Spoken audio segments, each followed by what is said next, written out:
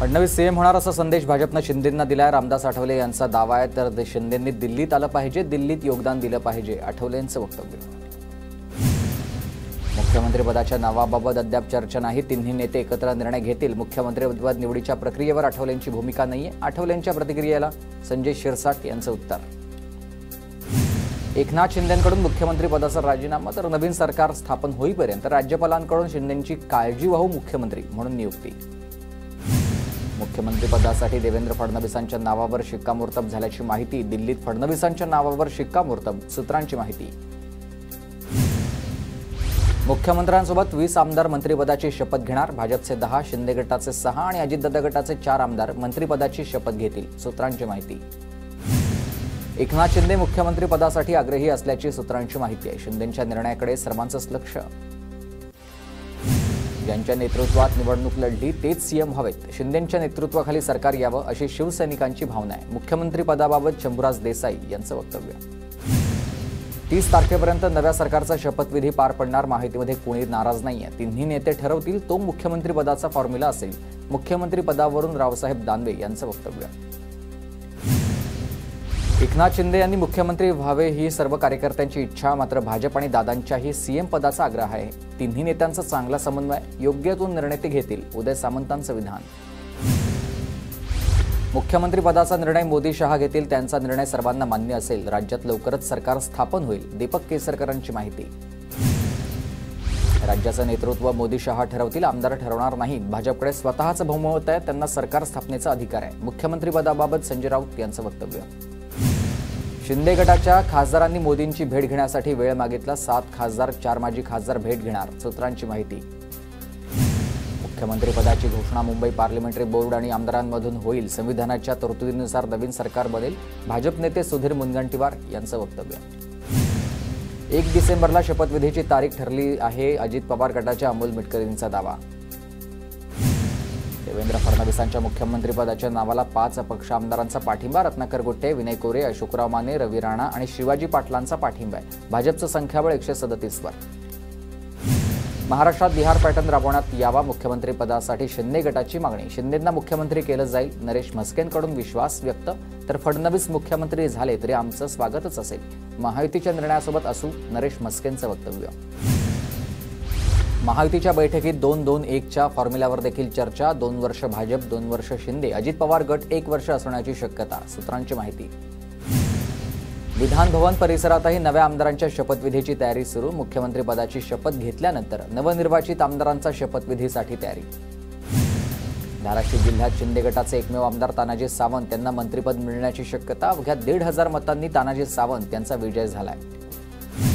ठाकरे गटाकडून विधिमंडळ सचिवालयाला पत्र, विधानसभेचा विरोधी पक्षनेता निवडीचे नियम लिखित द्यावेत, ठाकरे गटानं लिहिलेल्या पत्रात मागणी आहे।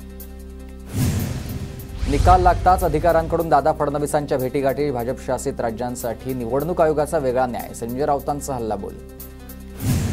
निवडणूक आयोगानं महाराष्ट्र आणि झारखंडमधील आचारसंहिता उठवली आहे, निवडणूक प्रक्रिया पूर्ण झाल्यानं आयोगानं आचारसंहिता उठवली, नवनिर्वाचित आमदारांचं नाव असणारं राजपत्र राज्यपालांकडे सादर। निकालात तफावत आढळलेल्या मतदारसंघाची पवारांनी माहिती मागवली, पवारांकडून निकालाचं अंतर्गत विश्लेषण सुरू आहे, मवियातील नेत्यांकडून ईव्हीएमवर शंका उपस्थित करण्यात आली होती। दिल्लीत काँग्रेस प्रदेशाध्यक्ष नाना पटोलेंनी घेतली राहुल गांधींची भेट, संसदेत झालेल्या बैठकीला मल्लिकार्जुन खरगेही उपस्थित। रणजितसिंह मोहिते पाटलांचा भाजपनं राजीनामा घ्यावा, रणजितसिंह निंबाळकर यांची टीका, तर 30 वर्षांच्या कारकिर्दीमध्ये त्यांचं काम न दिसल्यानं रामराजे यांना जनतेनं नाकारलंय, निंबाळकरांची टीका। राष्ट्रवादी काँग्रेस पक्षाच्या नाव आणि चिन्हाबाबत सुप्रीम कोर्टात सुनावणी, शरद पवारांच्या पक्षाकडून प्रतिज्ञापत्र दाखल, घड्याळ चिन्हाचा वापर करून मतदारांमध्ये भ्रम निर्माण करण्याचा प्रयत्न केला, याबाबत पुरावे दाखल करण्याची परवानगी द्या, पवार गटाची मागणी। विधानसभा निवडणूक निकालामध्ये राज्यात काँग्रेसच्या आमदारांची निच्चांकी संख्या, तब्बल 21 जिल्ह्यांमध्ये काँग्रेसचा एकही आमदार नाहीये, काँग्रेसचे फक्त 16 आमदार निवडून आलेत। माढा मतदारसंघाचे नवनिर्वाचित आमदार अभिजित पाटील यांचा ऊसाची मुळी देऊन शेतकऱ्यांकडून सत्कार, ऊसाला 3,500 रुपयांचा दर दिल्यानं शेतकऱ्यांनी आभार मानले। तुम्ही पुन्हा मुख्यमंत्री झाले की मी बसलोच उपोषणाला पुन्हा, मनोज जरांगेंकडून फडणवीसांचं नाव न घेता टीका। ओबीसींच्या हिताचं रक्षण करणारे मुख्यमंत्री असावेत. नव्या मुख्यमंत्र्यांनी जरांगेंच्या दबावाला बळी पडू नये. जरांगेंच्या आंदोलनाच्या इशाऱ्यानंतर बबनराव तायवाळे आक्रमक झाले. रश्मी शुक्लांची पुन्हा पोलीस महासंचालक पदावर नियुक्ती. शुक्लांनी महासंचालक पदाचा पदभार स्वीकारलाय. 26/11च्या हल्ल्यामध्ये शहीद झालेल्यांना रश्मी शुक्ला यांच्याकडून आदरांजली. सत्तानी बहुमत आल्यानंच बेकायदेशीर नियुक्त्या होत राहतील. रश्मी शुक्लांच्या नियुक्तीवरून संजय राऊतांचा सरकारवर निशाणा. ईव्हीएम मशीनबाबत काँग्रेस आमदार विश्वजित कदमांकडून शंका व्यक्त. दिग्गजांच्या पराभवानंतर कदमांकडून शंका व्यक्त. धनशक्तीचा प्रचंड वापर महाराष्ट्राच्या राजकारणात होतोय, कदमांचा आरोप. नाशिकमधील मनसेचे पराभूत उमेदवार दिनकर पाटील यांचं निवडणूक आयोगाला पत्र. मतमोजणी प्रक्रियेत गोंधळ झाल्याची दिनकर पाटील यांची तक्रार. लवकरच वरिष्ठ नेत्यांशी चर्चा करून निर्णय घेणार. पोलीस आयुक्त कार्यालयामध्ये 26/11मध्ये शहीद झालेल्या पोलीस अधिकारी आणि जवानांना मानवंदना देण्यासाठी अभिवादन संचलन कार्यक्रम. मुख्यमंत्री एकनाथ शिंदे, देवेंद्र फडणवीस आणि अजित पवार यांची उपस्थिती. मुंबईतील मलबार हिल परिसरामध्ये डॉक्टरांची रॅली. संविधान दिनानिमित्त काढण्यात आली रॅली.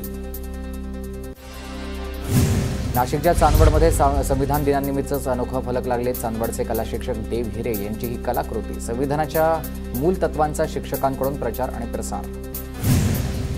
वाशिम मार्गे जाणारी मुंबई रेल्वेगाडी पुन्हा सुरू करण्याची मागणी. प्रवाशांचे हाल होत असल्यानं मनस्ताप. अमरावती येथून वाशिम मार्गे मुंबई जाणारी रेल्वेगाडी आता मध्यंतरी नियमित धावत होती. राज्य परिवहन महामंडळाकडून सातारा ते अयोध्या बस सेवा सुरू. साताऱ्यामधून शेगाव नागपूर मार्गे अयोध्या आणि परतीवेळी वाराणसी, प्रयागराज, उज्जैन, ओंकारेश्वरचं दर्शन असा 5 दिवसांचा प्रवास असेल. तुळजाभवानी देवीच्या मंदिरामध्ये भाविकांची मोठी गर्दी. मंगळवार निमित्त हजारो भाविक दर्शनासाठी. तुळजापुरात नववधूवरांची दर्शनासाठी मोठी गर्दी होते. गोंदियातील 83 धान खरेदी केंद्रांवर 1,17,000 क्विंटल धानाची खरेदी. सरकारकडून धानाला प्रति हेक्टर आता 25,000 बोनस देण्याची घोषणा. त्यासाठी 71,429 शेतकऱ्यांकडून नोंदणी.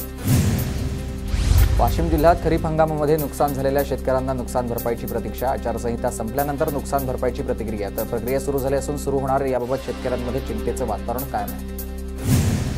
थंडीचा जोर वाढत असल्यानं शहर आणि परिसरामध्ये सध्या सुखद गारवा आहे. यंदाच्या हंगामामधील सर्वात कमी 10.5 अंश सेल्सिअस इतक्या तापमानाची इंडिया इथं नोंद झालेली आहे. तर थंडीचा जोर आणखी वाढून पारा घसरण्याचा अंदाज आहे. नागपूरसह विदर्भातील अनेक जिल्ह्यांमध्ये गुलाबी थंडीची चाहूल. गेल्या काही दिवसांमध्ये नागपूरसह विदर्भातील बऱ्याच भागात पारा 15 अंश सेल्सिअसच्या आसपास आलेला आहे. बेस्टच्या 27,000 कर्मचाऱ्यांचा रखडलेला दिवाळी बोनस 2 ते 3 दिवसात जमा होणार. पालिकेकडून बोनसची रक्कम मिळूनही निवडणूक आचारसंहितेच्या कारणास्तव रखडले होते वितरण. आता 29,000 रुपयांचं सानुग्रह अनुदान जमा होणार. बहुचर्चित वरळी हिट अँड रन प्रकरणामधील मुख्य आरोपी मिहिर शहा आणि त्याचा चालक राज ऋषी बिंडवावतची अटक बेकायदा नाहीये. उच्च न्यायालयानं हा निर्वाळा दिला आणि अटकेची कारणं लेखी स्वरूपात दिली नसल्याचा युक्तिवाद केलेला होता. 4 स्टार अपघात प्रकरणी आरोप निश्चित करून खटला चालवा. 9 आरोपींविरोधामध्ये एक आरोप निश्चित करून खटला चालवण्यासाठी विशेष सरकारी वकिलांचा न्यायालयात अर्ज. अदानी समूहावर आणखी एक संकट. बांगलादेश सरकार अदानी पॉवरसह अनेक वीज निर्मिती करारांची चौकशी करणार आहे. प्रतिष्ठित कायदेशीर आणि तपास संस्थेची नियुक्ती करण्याचा निर्णय. नवी दिल्लीतील शाळा लवकरात लवकर कशा सुरू करता येतील 2 दिवसात सांगा. सर्वोच्च न्यायालयाचा केंद्र सरकारला अल्टिमेटम आहे. एअर क्वालिटीमुळे दिल्लीमध्ये मुलांच्या शाळा प्रश्न. अदानीमधील गुंतवणूक फ्रान्सच्या टोटल एनर्जीज एससी या ऊर्जा क्षेत्रातील बलाढ्य कंपनीनं थांबवली. अमेरिकेच्या न्याय मंत्रालयानं ठेवलेल्या लाचखोरीच्या आरोपांनंतर अदानी समूहातील गुंतवणूकदार सावध झालेले आहेत.